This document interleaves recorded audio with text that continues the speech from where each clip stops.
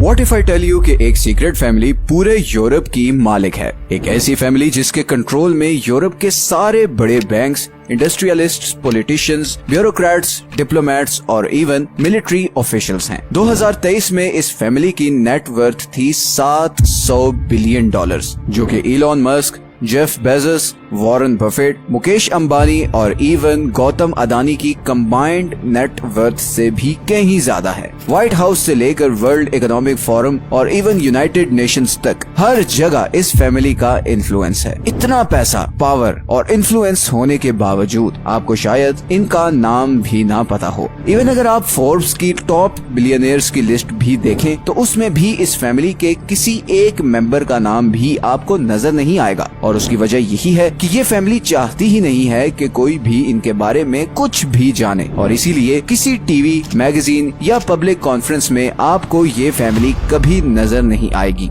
ये है Wallenberg family, Europe की सबसे पावरफुल और अमीर फैमिली। ये फैमिली इतनी अमीर और पावरफुल कैसे हुई? क्या है इनका सीक्रेट और कौन था इस फैमिली को इतना पावरफुल बनाने वाला? आइए जानते हैं इन सब सवालों के जवाब। सच ये है कि इस वीडियो में 1837 में अमेरिका में एक फाइनेंशियल क्राइसिस आया जिसे द पैनिक ऑफ 1837 कहा जाता है। ये 19th सेंचुरी का सबसे बड़ा फाइनेंशियल क्राइसिस था। रियल एस्टेट बबल बर्स्ट हो गया, कॉटन की प्राइसेस गिर गई, इन्फ्लेशन आसमान तक पहुंच गई, बैंक्स के पास पैसा खत्म हो गया और बिजनेसेस फेल होने लगे, जिसके नतीजे में अनएम्प्लॉयमेंट पीक पे चली गई। ये सारा क्राइसिस उस वक्त के अमेरिकन बैंकर्स के लिए किसी डरावने ख्वाब से कम नहीं था, मगर एक स्वीडिश नेवी ऑफिसर के लिए ये सारा क्राइसिस एक बहुत बड़ा लेसन था। इस नेवी ऑफिसर का नाम था आंड्रे ऑस्कर वॉलनबर्ग। जब ये 1837 का फाइनेंशियल क्राइसिस आया, आंड्रे उस वक्त अमेरिका में स्वीडिश नेवी के लेफ्टिनेंट के तौर पर स्टेशन था।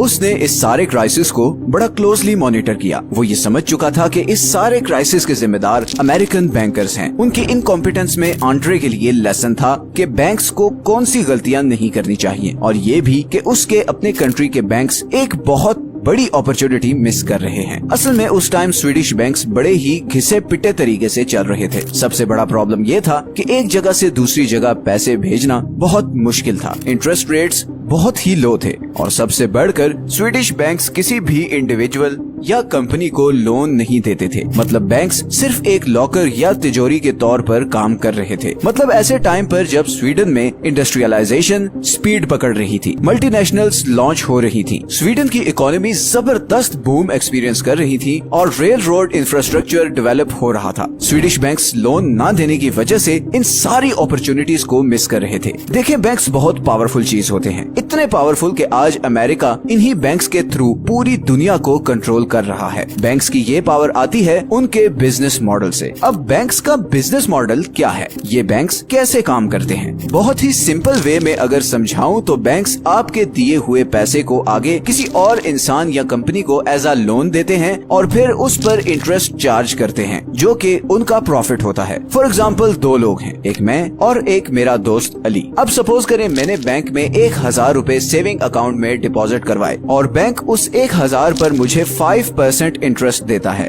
लेकिन फिर बैंक वही 1000 रुपए आगे अली को लोन देता है और उससे 10% इंटरेस्ट रेट चार्ज करता है। इस तरह बैंक को 5% इंटरेस्ट बचता है और वो उसका प्रॉफिट है। ये सिर्फ एक सिंपल सी डेफिनेशन है बैंकिंग की। इसके अलावा बैंक्स रियल एस्टेट, बिजनेसेस और स्टॉक एक्सचेंज में भी आपका पैसा इन्वेस्ट करते हैं और उससे प्रॉफिट कमाते हैं, मगर आपको सिर्फ वही 5% मिलता है। खैर, उस वक्त स्वीडिश बैंक्स ये लोन देने का काम बहुत लिमिटेड स्केल पर कर रहे थे और लोगों को सिर्फ डिपॉजिट की फैसिलिटी दे रहे थे, और इस तरह प्रॉफिट कमाने की एक बहुत बड़ी अपॉर्चुनिटी भी मिस कर रहे थे। यही वो अपॉर्चुनिटी थी जो आंड्रे ने रियलाइज की और 1856 में स्वीडन के कैपिटल स्टॉकहोम्स में अपना बैंक खोला, जिसका नाम था स्टॉकहोम्स एनस्किल्डा बैंक, या शॉर्ट फॉर्म में SEB। आज से 200 साल पहले बैंक ओपन करना इतना मुश्किल नहीं था जितना आज है। आज तो इतनी रेगुलेशंस और कैपिटल रिक्वायरमेंट हैं कि आम आदमी तो सोच भी नहीं सकता। 19वीं सदी में बैंक ओपन करना इतना आसान था जितना कोई ज्वेलरी स्टोर खोलना। SEB ने पहली दफा स्वीडन में लोगों को ये ऑप्शन दी कि वो अपना पैसा इस बैंक में डिपॉजिट करें और बदले में उनकी सेविंग पे एक फिक्स्ड इंटरेस्ट रेट मिलेगा। स्वीडन के लोगों के लिए ये एक बिल्कुल नई चीज थी, बिकॉज उनके नजदीक तो बैंक का काम सिर्फ ये था कि वो आपके पैसे को सेव करे, जैसे कोई लॉकर या तिजोरी होती है। पर अब उन्हें अपनी सेविंग्स पर प्रॉफिट मिल रहा था। SEB पर लोगों का एक हजूम लग गया। लोग अपनी जिंदगी भर की सेविंग्स लेकर SEB में डिपॉजिट करवाने लगे। इसी तरह क्योंकि उस वक्त इंडस्ट्रियलाइजेशन का बूम था,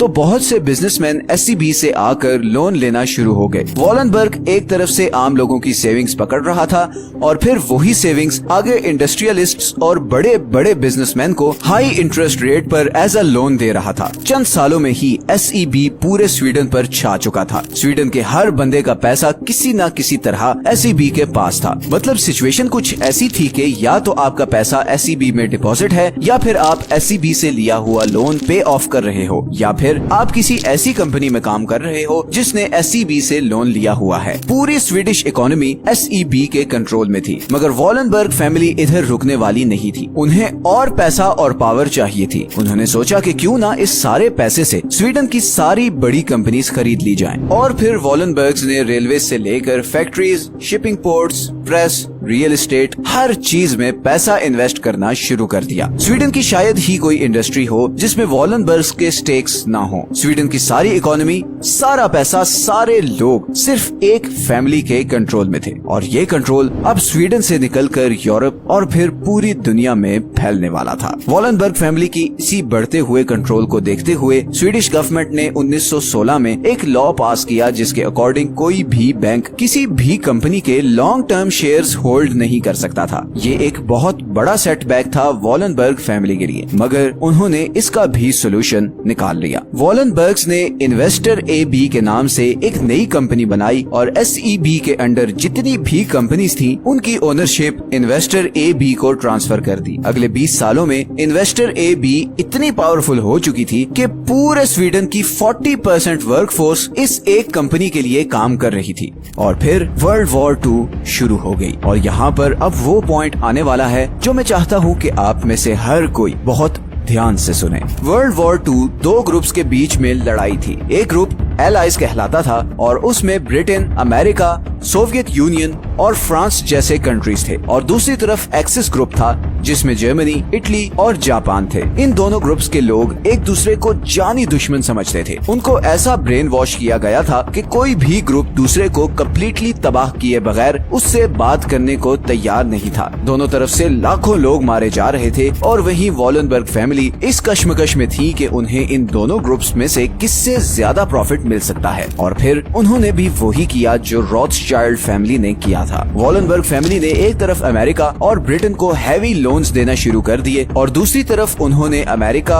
और ब्रिटेन के दुश्मन जर्मनी की सारी बड़ी हथियार बनाने वाली कंपनीज को खरीदना शुरू कर दिया, ताकि जर्मनी को वेपन्स की सप्लाई खत्म ना हो। और ये सब वॉलनबर्ग किसी चैरिटी के लिए नहीं कर रहे थे, बल्कि उन्होंने इन तीनों कंट्रीज से सीक्रेट एग्रीमेंट्स किए, जिसके अकॉर्डिंग वॉर खत्म होने के बाद एक तरफ जर्मनी SEB को फ्री ऑफ कॉस्ट जर्मनी में ब्रांचेस खोलने देगा और सारी post war development funding SEB के थ्रू ही होगी। और इसी तरह अमेरिका और ब्रिटेन में भी SEB को स्पेशल रिलैक्सेशंस दी गयी। एक चीज हमेशा याद रखें, बिजनेसमैन कभी घाटे का सौदा नहीं करता, और वॉर सबसे बड़ा बिजनेस है। वॉर एक इंडस्ट्री है और उसको चलाने वाले कभी भी नहीं चाहेंगे कि दुनिया में अमन हो। अमेरिका अफगानिस्तान वॉर में 10 लोग अरबपति बने थे। रशिया यूक्रेन वॉर के बारे में ऐसी रिपोर्ट्स लीक हुई हैं जिनसे पता चलता है कि ये वॉर क्यों लंबी होती जा रही है। ये बिलियंस ऑफ डॉलर्स की गेम है। आपको लगता है कि इंडिया पाकिस्तान में तनाव रिलीजन या आइडियोलॉजिकल डिफरेंस की वजह से है, तो बहुत बड़ी भूल है आपकी। बिलियंस ऑफ डॉलर्स दोनों कंट्रीज अपने डिफेंस पे खर्च करते हैं। जिन कंट्रीज या ग्रुप से ये दोनों कंट्रीज ये हथियार खरीदते हैं, आपको क्या लगता है वो कभी चाहेंगे कि इन दोनों कंट्रीज में अमन हो?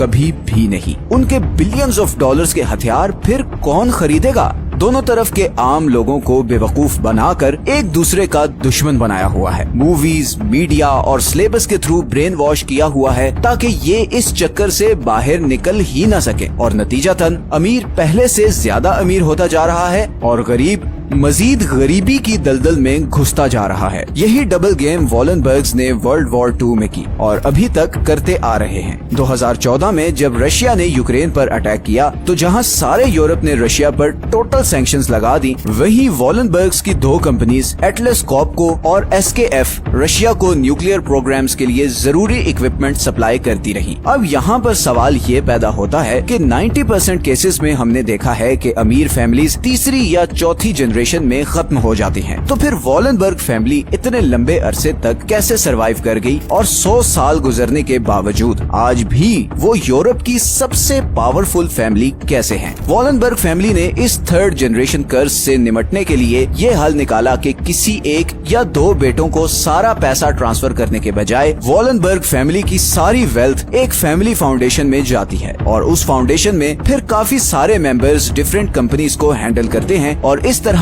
कोई एक फैमिली मेंबर पूरी वॉलनबर्ग एम्पायर को डिस्ट्रॉय नहीं कर सकता। एक और रूल ये भी है कि जिस फैमिली मेंबर को कोई कंपनी दी जाती है उसे पहले 8 से 10 साल कंपनी में निचले लेवल पर काम करना होता है ताकि वो कंपनी के सारे प्रोसेसेस और वर्किंग जान जाए और अपनी वर्थ प्रूव करने के बाद ही उसे मैनेजमेंट रोल दिया जाता है। यही वो अप्रोच है जिसने इस फैमिली को आज भी जोड़ कर रखा हुआ है और यही वो चीज है जो वैंडरबिल्ट फैमिली ने नहीं की थी। वैंडरबिल्ट फैमिली 19वीं सदी में पूरी दुनिया की सबसे अमीर फैमिली थी, मगर आज आपको उनका नाम भी कहीं सुनने को नहीं मिलता। 1973 में जब वैंडरबिल्ट फैमिली का एक रियूनियन हुआ तो उसमें कोई एक फैमिली मेंबर भी मिलियनेयर नहीं था।